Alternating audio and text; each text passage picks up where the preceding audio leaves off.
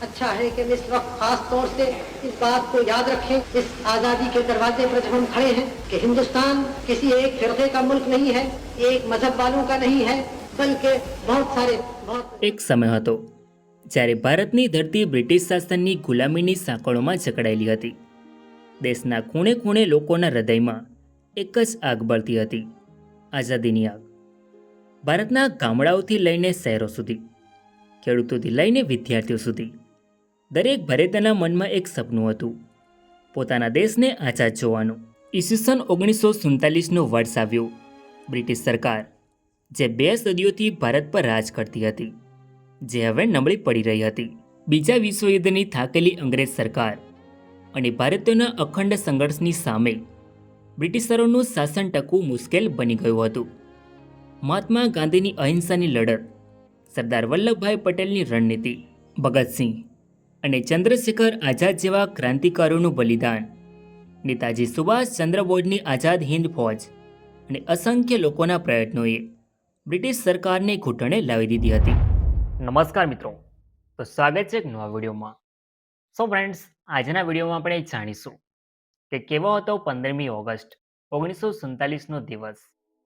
1 September 1939થી 1945 સુધી ચાલેલા બીજા વિશ્વયુદ્ધમાં British પ્રધાનમંત્રી વેસ્ટન ચર્ચિલે બ્રિટનને જીત અપાવી. પરંતુ આ યુદ્ધમાં બ્રિટિશરોની કમર તૂટી ગઈ હતી.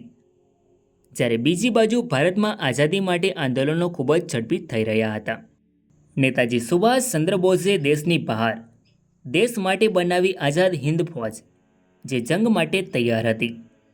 જ્યારે ભારતમાં મહાત્મા ગાંધીજીના અહિંસાના માર્ગે આંદોલનો ચરમસીમા પર હતા.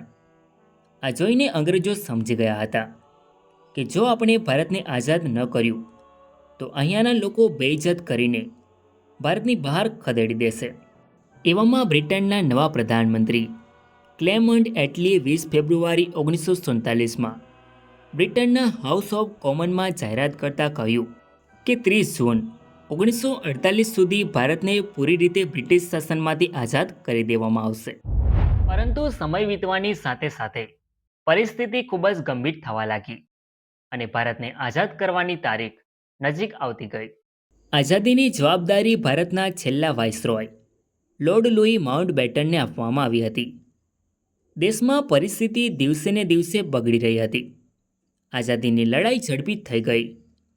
જ્યારે એક બાજુ અંગ્રેજોની યોજના અનુસાર ભારતના ભાગલા પાડો અને રાજ કરોની નીતિએ આ લડાઈમાં બળતામાં ઘી ઉમેર્યું. અનેક જગ્યાઓ પર દંગાઓ થવા લાગ્યા. સ્થિતિ અંગ્રેજોના કાબૂમાં ન હતી, જેથી માઉન્ટબેટનને વહેલા દેશને આઝાદ કરવાનો નિર્ણય લીધો. 3 જૂન 1947માં પ્રેસ કોન્ફરન્સમાં એલાન કરવામાં આવ્યું કે 15 ઓગસ્ટ 1947ના દિવસે ભારતને આઝાદી આપવામાં આવશે, પરંતુ સાથે ભાગલા પણ પડશે. ભારત અને પાકિસ્તાન 2 અલગ દેશ બનાવવામાં આવશે. આખરે આઝાદીના દિવસો નજીક આવી ગયા. 14 ઓગસ્ટ 1947ની રાત્રે 11 વાગ્યે સંસદ ભવનના સેન્ટ્રલ હોલમાં સ્વતંત્રતા દિવસ સમારોહનું આયોજન કરવામાં આવ્યું, જેને ખૂબ જ ધૂમધામથી દેશની ભાવનાઓથી ઉજવવામાં આવ્યું. જેની શરૂઆત સુચિતા કૃપલાણીએ કરી, જે યુપીની પ્રથમ મહિલા મુખ્યમંત્રી બની. પ્રથમ અલ્મા ઇકબાલનું ગીત સારે જહાં સે અચ્છા હિન્દુસ્તા હમારા. ત્યારબાદ બંકિમ ચટર્જી દ્વારા લખેલ વંદે માતરમ ગાવામાં આવ્યું, જે ભારતનું રાષ્ટ્રગીત બન્યું.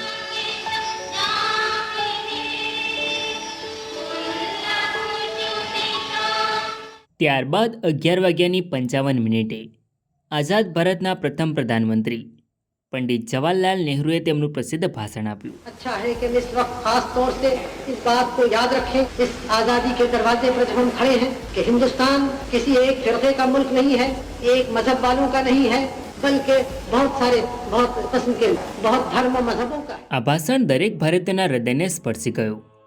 નહેરુએ કહ્યું, ઘણા વર્ષો પહેલાં આપણે નિયતિ સાથે એક વચન આપ્યું હતું અને હવે તે સમય આવ્યો છે જ્યારે આપણે તે વચનને પૂરું કરીશું. જેવી જ ઘડિયાળે મધરાતના 12 વાગ્યાનો સમય દર્શાવ્યો, ભારત ઔપચારિક રીતે આઝાદ થયો. બ્રિટિશ શાસનનો અંત થયો. આ ક્ષણે દેશભરમાં ખુશીનો માહોલ છવાઈ ગયો. લોકો રસ્તાઓ પર નીકળી આવ્યા. ભારત માતા કી જય અને વંદે માતરમના નારાઓ ગુંજવા લાગ્યા. સંસદમાં એક સાથે શંખનાદ ગુંજી ઉઠ્યા. કેટલાક લોકો ખુશીથી ઝૂમી ઉઠ્યા, જ્યારે કેટલાકની આંખોમાં પાણી હતું. ત્યારબાદ આઝાદીની જંગમાં શહીદ થયેલા બહાદુર શહીદોની યાદમાં 2 મિનિટનું મૌન રાખવામાં આવ્યું. आजादी के शहीदों यानी आजादी की जंग में जान कुर्बान करने वाले बहादुरों की याद में 2 मिनट की खामोशी. મિત્રો, ભારત માતા કી જય અને વંદે માતરમથી સેન્ટ્રલ હોલ ગુંજી ઉઠ્યો. સાંજે 5 વાગ્યે ઇન્ડિયા ગેટ પાસે પ્રિન્સીસ પાર્કમાં પંડિત જવાહરલાલ નહેરુએ ભારતનો તિરંગો ધ્વજ ફરકાવવાનો હતો. કાર્યક્રમ શરૂ થયો. ધીરે ધીરે લોકોની ભીડ વધતી ગઈ અને 5 લાખથી વધુ લોકો ભેગા થઈ ગયા.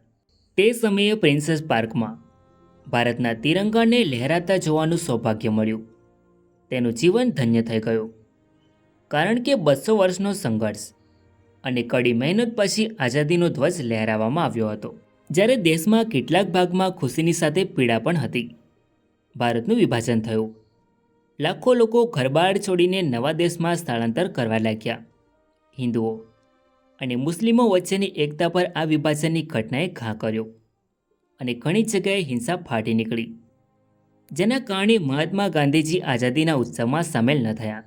15 ઓગસ્ટ 1947નો દિવસ, જે ભારતના ઇતિહાસનો ઐતિહાસિક દિવસ હતો, જ્યારે આપણા દેશને આઝાદી મળી. ભારતના લોકો માટે આ દિવસ ફક્ત આઝાદીનો જ ન હતો, પરંતુ એક નવા ભારતના નિર્માણનો પણ હતો.